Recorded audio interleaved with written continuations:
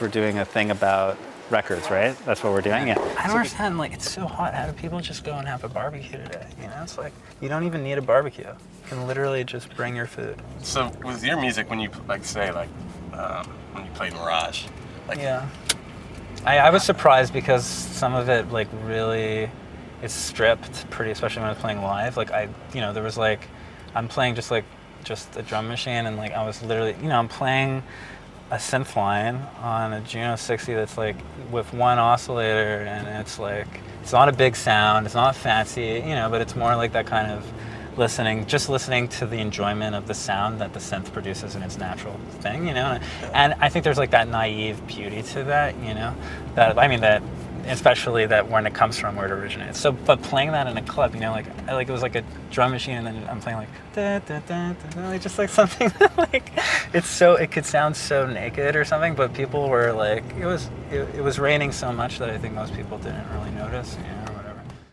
Because usually when I'm playing live in a club, it's like there's all these sort of things you have to jump over. Like you have to be like, okay, what's the sound like? Like what can I bring with me? Can I have a band with me? If I'm playing, like what does that mean? Like what's the budget? How can I make it work so that I could do something? And this year I had a few cool opportunities like that. Like Burning Man, I got to play with a full band, which was really cool at Robot Heart. And then, and that was really cool because I did a bunch of like spaghetti western covers. And I spent the whole summer preparing. So I basically kind of like wrote all these. I'd never been to Burning Man either, and I'm not like a camper or anything like that. So I was a little nervous, Yeah. I really love the Beach Boys, I'm a big fan. Yeah. I don't even know what it is. It's back down to earth, You got some great hair, man. Is that a perm, I mean, with hair like that, you're either born with it or you're born against it. You're born against Like I can never try. The only way I can do it is like with a wig, maybe. But I'm like more like that guy, with the face hidden with the price tag. At home, I always put on vinyl because I kind of like to relax, I clean my studio, put a record on, or I listen to records, and I shop, and I have like my records that I have at home, So I was like, I have to play on like all my DJ gigs. I'm bringing my records, like that's it, Like, don't show me any CDJs, don't show me like any computers. I just want like my Technics, bring my records. I'm gonna play, and I don't care if it's like outside and there's a hurricane. I'll do it, And after a few months, I was like, this isn't working out, Because like a lot of the clubs, it's just not like conducive to that environment necessarily, And it's hard. I think it's easier maybe. It takes a level of dedication, to do that. And so I guess I've been a bit more lazy with that lately. But at home, I like to listen to records. I'm not doing so well so far. To go try the other side, I don't even want to look at house or techno yet, I think we should do that at the end or something. It's a little bit overwhelming because there's so much here, I feel like you have to come here a couple times to kind of figure out where to go and look for everything. I think I remember the last time I played vinyl. All vinyl was at there was this festival in Miami like 2 years ago, in Youth Festival, that my friend Matt was putting together, and it was just really windy and everything, and it wasn't working, and like things just kept skipping, and it was so hard, and they were missing one of the plates, so it was uneven, and I was trying to put the thing, and the sound guy wasn't there. Yeah, it was missing the plates, and it was just a whole disaster, So after that, I was just like, I don't know, because maybe if you have a residency in your own city, it's a different thing, I'm hyped on this other project you're working that hasn't been released yet. Yeah, man. I'm cool. That's cool that you like the Alaska song. That's really cool. That just made me excited. Yeah. Again, because it's one of those things, when you finish music, you're like, or like whatever. When you finish it, when you like put something out there and then you just don't know. Once it's out there, it kind of becomes out there in your head, and then you just don't know really. I go through phases where I'm like, I can't hear it the way I made it.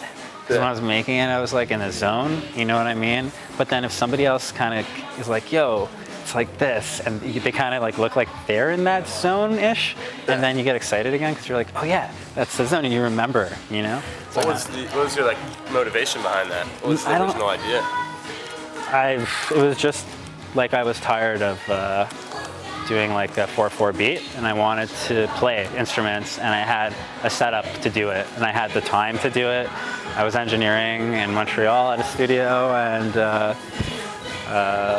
producing a few artists, and then I had my free time, so I had some stability from like an engineering job, doing music, what I liked, cool music, you know, that I was excited about, working with like Felix the House Cat and Jamie Principle, these like Chicago legends, and it was really cool.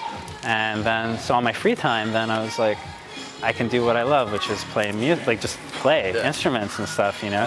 We used to play in a band together called Footprints, and that started the whole thing where I started playing more like kind of electronic shows because of that project. But that project was like, it was more like just me and my friend, and we would just play for fun, like play the Concord style in his basement, you know, like play like guitar and keyboards, and we were just kids, you know, we just get drunk before going out and jam and play like 80s music and write songs. Get hyped and then... Yeah, we get super hyped and write some funny 80s music, and that's sort of how it all kind of started with like 11 years later, I'm like here and talking to you, and like feeling pretty dazed out. You're like, what are you doing? Why are you doing this stuff? I'm like, I was like on a date, and then she was like, what are you doing with your life? And I was like, you know, like, let me get back to you. 5 years. Paying the bill somehow. Yeah, well, eventually.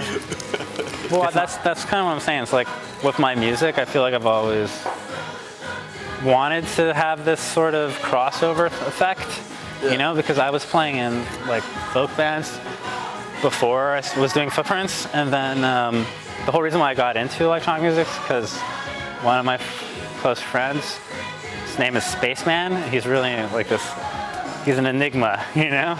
But anyway, Spaceman has this really beautiful studio, and that's, and I started just hanging out there, and that's where I kind of got obsessed with like, so making that switch from like playing guitar and being in bands, and then, you know, I was super lucky because then I was like hanging out in the studio, and there was like modular synths and like beautiful, you know, like there's like 808 and a 303 and like, and all these nice compressors and stuff, because like Spaceman was like collecting and looking for the parts and then soldering stuff, so I was like trying to help him to get the pieces working, and so I got really fascinated with excited about the equipment, and in my mind I was like, this equipment is like a key to a gateway, like you know, like Master of the Universe, you know, like if you hit the right keys, you'll open a portal to another dimension.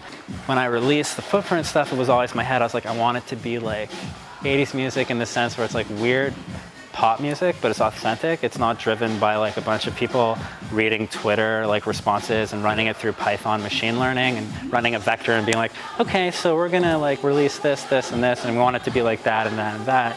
But it was like, I felt like it was, you could get dance music that could also be pop music, that could be both, you know, or it could be like instrumental music, but you could play at the club, and that crossover thing. Well, I don't know. I got very lucky because I'm a huge fan of Michael for a long time, you know, and the label Compact, obviously. And then I met John in Berlin, I think maybe at Berghain or something like that. This is like turning into such a DJ story. You know, it's Sven Faith, you know, it's like was hanging out in the Where's the German accent at, man? You gotta bust out a picture. We were eating doner kebabs with Sven, and you know, I wish, yeah. I can't put on any accents without being ostracized by the whole community, so I'm gonna refuse to do that. But yeah. No, so yeah, I met John, and then I sent them some music, and they liked it, and then I was living in Berlin, actually. I lived in Berlin for a while. So I went out for coffee with John. I remember we went for some coffee, and we were talking, and then I guess he liked that. He thought I was a nice, polite person that had coffee with him and liked the music or something, so they put the music out. maybe. Sick, man. Yeah. And then after that, I just sent them another record like a year later, and then they wanted to put that out too. And then I sent them another record, and then they liked that one, the last one I did in South Africa. Yeah. Field recording giraffes. Yeah, so I went around South Africa recording in the wilderness with this guy Richard Marshall, and we went around to do a sort of ambient field project called Time Safari, and it came out on compact actually. It's the last record. So it's like there's like a couple of club tracks, but each club track is like made up of sounds of different spaces we recorded, like in some ancient caves, and like we built our own microphone, like a hydrophone called like.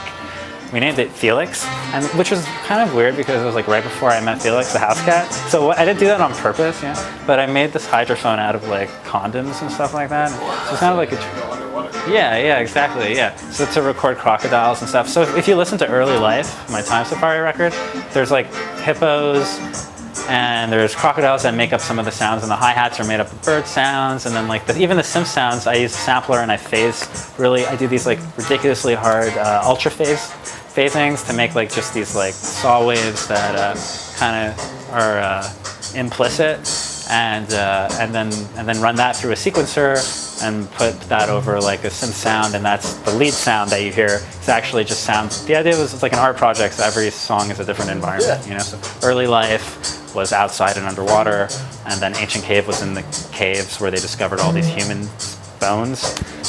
They actually discovered this species called the Homo naledi, and the Homo naledi were really like controversial because they were burying their dead, supposedly according to some guys, way before they were supposed to, because people are like, humans aren't supposed to be burying their dead if they're that old, because they have the brain capacity to understand the spirituality of that whole thing, So there was all this controversy about that, and I went into the caves and recorded just throwing water. There were ancient underwater lake systems where people disappeared, and you never see them again. So like, the sound is beautiful, It's like if you throw water, if you throw a pebble into that. So if you listen to Ancient Cave and some of the toms and percussions are like rocks that were like disturbing the peace of this beautiful ancient cave. So we actually snuck in because we weren't allowed to do that, and maybe this shouldn't be on camera either. But I'm not in Africa anymore, right? But if in case I ever go back. So now you're cursed. Yeah. Throwing the rocks. Yeah. Well, I didn't throw the rocks, Richard did. I told him not to. And now he's growing like some weird stuff growing on his face. It's the curse of the ancient rocks, I guess. But the record sounds great. I don't know why. I feel like my everything, like whenever you do anything now related to like records, it's all like a trope. Like everything's a trope, and I feel like I'm just feeding the trope machine or something. But it's not true, because that's just me in my head. The reality is that there are very serious people out there that are in Amsterdam making a festival, and they have amazing record collections, and they want to make sure that it's, that the music is preserved and that it's treated properly, and that you can listen to like the experience of having a cathartic experience